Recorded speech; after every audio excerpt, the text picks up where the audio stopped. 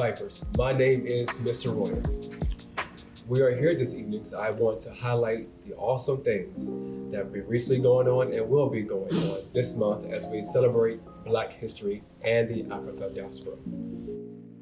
This week, the Minority Leadership Scholars, a select few, along with other students, have been participating in a Voices of Freedom residency provided to us by the Dr. Phillips Performing Arts Center, where they have been doing exercises and different learning experiences and experimenting with poetry, spoken word, and lyric.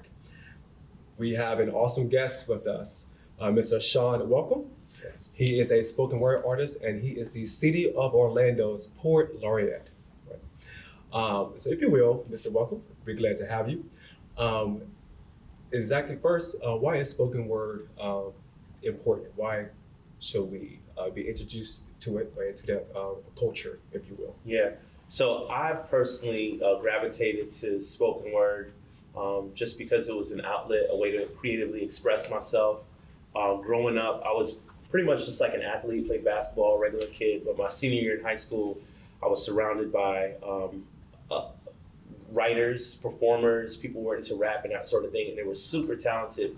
And that was really attractive to me, and I thought maybe I could put my hand to it. And then over the years, it kind of graduated into more like storytelling and the different ways that you can use your creativity and voice to express yourself. So one of the reasons I like to share what I've learned over the years in schools is because I've seen what it's done in my own life, right? As just from a teenager to now being really like celebrated for my voice and my creativity. And there's two main things that I always preach that spoken word does. One, it builds social emotional learning amongst students and people in general. And two, it helps with agency, right? Students finding their voice, people finding their voice, creating their own narrative in the world. And I just think that helps with overall confidence. It helps people become more compassionate and think more critically. So I think all of those things are beneficial to just being a great human being. So I'm an advocate. Awesome. Now, many adults and students might not know exactly what a poet laureate is. So if you can give us some expertise on exactly what that person does. Sure. And how did you become the City of Orlando's? Sure. So definition, right? I like to use pictures, right? So if you know what a king is, you know what a king is, right? Everybody, they kind of don't have like power, but they're like a figurehead or representative of a country or region or whatever. So I'm kind of like that, I guess, but for poetry and literary arts, right? Someone that you can look to for guidance or advice or to share poetry or to talk about poetry, really like the biggest cheerleader for that art form, anything poetry, storytelling related, right? So I represent that, and that is effectively what a poet laureate does, right?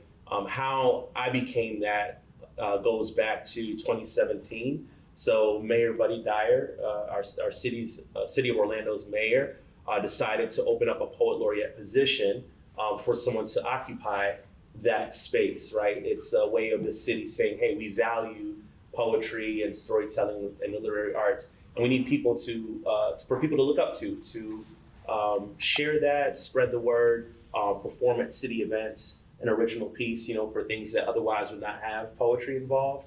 But it is kind of a sign to say, hey, we value poetry and literary arts in our community, and we need people every few years to really represent that. So that's kind of what a poet laureate is. The process. So in 2017, he opened up the position. I was actually asked to be on the poet laureate selection committee when we had our first one. And then a few years later, obviously COVID hit and then things were just crazy. But I stepped down from that position. They switched around the selection committee members, and then I submitted my own application to represent that space, and here I am. So I served from 2021 to 2024. It's a 3-year term, and I'm glad to do it and to share my work and expertise with the youth here. Great. certainly Mr. Welcome is a presence in Orlando and Orange County and Florida for certain. So our students who've been selected have got to experience your artistry and your power and your voice. So if you will, I want to share this experience with our whole school body here at Lake Betty Vista High Schools for those who could not stay for the workshop, because sort of know what they are missing and also to be exposed. I'm a big proponent of make sure our students are experienced to the arts and they are cultured as well. So I think that's part of education is being cultured, right? So if you will, perform a piece for us. Sure. We'll be most humbled. Sure, no problem. So this piece does have a little bit of a backstory, so I want to do that first before going right into it. And it's especially important when we reflect on the achievement of Black folks, especially in the United States during Black History Month. So this piece I'm going to perform tells the story of the Green Book. So back in the 30s up through the 60s, and I have it with me here in preparation for that, there was a little book it looked like this called the Negro Motorist Green Book, and it had listings of all of the safe places that African Americans can go to if they were driving through the Jim Crow South. So gas stations, restaurants, you name it, beauty shops, whatever it is. You looked in this book state by state, city by city, and you had those addresses, right? So it was a way to kind of like safely travel. And the publication sunset in the late 60s, right? And so I revived that ingenuity, kind of capture that moment in poetry, but also speak about the importance of reading and literacy and how it helps us move forward. And so I hope you enjoy this piece. Is called Black Travel. I am Afro-Guyanese American first generation. Light waves travel quite the distance just to send me extra kisses on behalf of the sun, aware of the fact that my faith has cast a total eclipse-like shadow on those aspects, so consider this the unread chapter. Black history is too vast to poetically capture in a scene, but for whatever it's worth, the book was green. Turn the page to 1936 to the 60s, swanky nightclubs, barbershops, hotels, Black-friendly restaurants, beauty salons, and on, listings of the safe spots, annually updated by an underground network of Black postal workers in the city. Funny how a racial caste system can be a catalyst to creativity and ironically breed a brand of unconventional wisdom unique to one's own survival. Kids, check. Gas and water, check. Food that won't spoil too quickly, check. Cash, check. And don't forget the Green Book. The Negro Motorist Green Book, a traveler's guide. Something like a code Bible for the open road. Picture the open sky, the double yellow lines like fingers soaked in yellow paint, scratch the long back of black asphalt, trees whiz by, wishing the kids can hand surf out the window, whistling, but it was no show tune for Jim Crow. Somewhere between the Library of Congress and Alexandria lie lesser-known stories spoken by the griots, traveling through space and time, reading and speaking has been the engine driving upward mobility across class for eons. I struggled for a long time. Kudos to Mr. Victor Hugo Green. On behalf of those Black athletes, jazz musicians, military men and women who had to lean on Green Book contents for a safer 10-hour drive to New Orleans, I am proud of past peers whose plights I can peer through. Life is lived in motion, but understood in its rear view. Never known a life of freedom free of cost. Let us also remember Araminta Ross, also known as Minty.